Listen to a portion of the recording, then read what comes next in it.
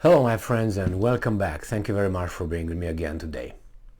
When I was a kid, my mom would let me go out to play soccer, or football, whatever I was playing, or just simply whatever I wanted after I was done with my homework, or after I cleaned up my room, or after I did something that would make sure that I did what I was supposed to. And then when everything was okay at home, then I could go outside and play stupid. All right. Now that was, I think, a good way of instilling the child, the responsibility at home first, and then you can have fun and so on. Like you go to work, and after you go to work, you earn money and you can support your family and support yourself or have fun. Now, another example would be, for instance, before I, as a father, as a parent, having children, obviously, before I go and give my children's food to the neighbors' children, I want to make sure that my children have food in the first place. And then if I have extra, I go and give them. Now, if I have my children starving, sorry, I will not get whatever I got for them. Any food remained here, grab it from their hand and give it to the neighbor's kids. I don't think that's normal. But anyway, it seems like, I was about to say president. But anyway, Prime Minister Trudeau of Canada, which I call a communist little weasel, and I can use more words, but I think you got the idea. He is providing, in the name of the Canadian citizens, he's buying from United States some weapons and then we'll just give it to Ukraine.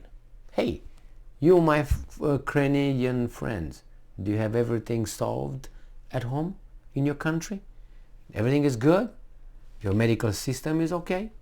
Your roads are good? Your hospitals are clean and ready to go?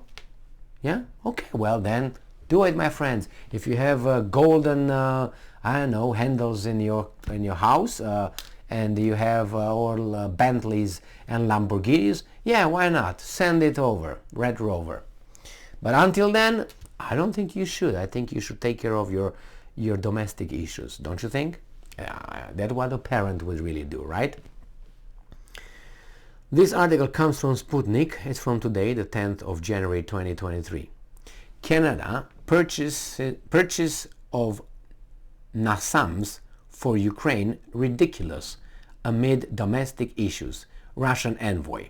Now, for obvious reasons, Russians are making fun of this because even if it's the Russians or not the Russians, the whole thing is an idiocracy. You know what I mean? So Canada purchases NASAMS from the United States to give it to Ukraine.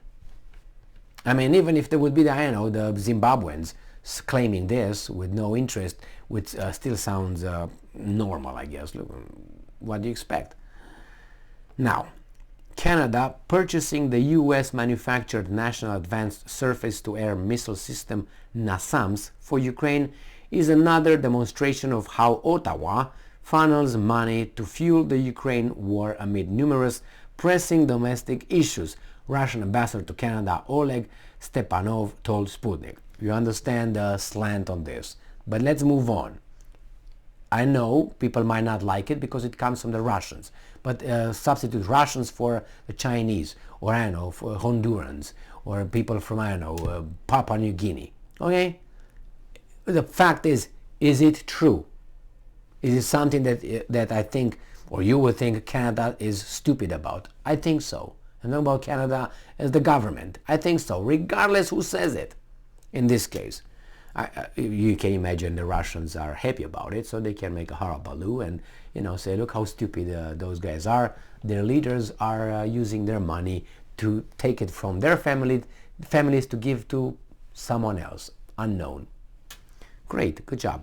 Prime Minister Trudeau's cabinet funneling money to fuel up and support an illegitimate, I'm quoting, regime thousands kilometers away from Canada looks ridiculous, end quote.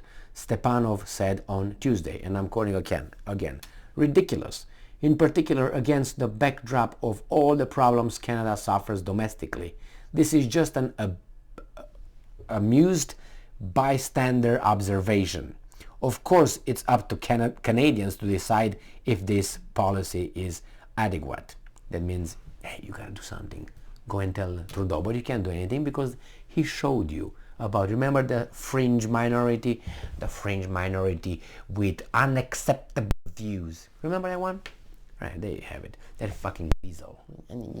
That's how it was when it was a trucking convoy. The unacceptable fringe minority, unacceptable views. He decreed that there are unacceptable views. He. Drama fucking. Anyway, earlier on Tuesday, the Canadian government announced that Prime Minister Justin Trudeau told US President Joe Biden that Ottawa would purchase NASAMS for Ukraine. Defense Minister Anand said the purchase of NASAMS is the first Canadian donation of air defense systems to Ukraine. First Canadian donation! Donation means nothing in return, but who's paying for it? I have a mirror. I'm going to put it right here. Right? Okay. Trudeau decided. Just said, you know what? I think I'm going to give those guys some NASAMS from you guys. Are you okay with that? Yes, say yeah. Oh, yeah. Okay. Now, the two leaders held a bilateral meeting on the margin of the North American Leaders Summit in Mexico City. Now, I can remember, I think I saw somewhere, but not in this article, about, I don't know, 500 million purchase or donation, something like that. It was in the hundreds of millions of dollars. The gift that you, the Canadian people, will gladly provide because you were never asked. Don't you like that? You never asked. That's why I don't really like this kind of mass democracy. When you have a weasel like this guy, Trudeau I'm talking about, getting in power, votes, and he gets over there, and then he can do whatever he wants with your money, with your taxes for 4 years, or 5 years, or 6 years, or how, depending on how long the term of a weasel is, in the parliament, or in the House of Commons, or the Prime Minister, or something. He can screw your country for 4 years, or 5 years, or depending how long the term is. One of these guys. Without asking you. Without asking you. What are you going to do? You're going to go again to Ottawa? He's going to get again the dogs and the police to get you, and then going to freeze your assets and your banking, and then you're going to keep you preemptively in jail or something. Democracy in Canada. I have friends in Canada. I have family in Canada. And no. I thought that here is up. But when they come here, it's like, oh my God, we're out of prison or something. And probably my Canadian friends know exactly what I'm talking about. But hey, this is how democracy works. Thank you very much for being with me again today. Stay strong, stay smart, look for the truth, and be just. Get to work. You gotta pay those NASAMS.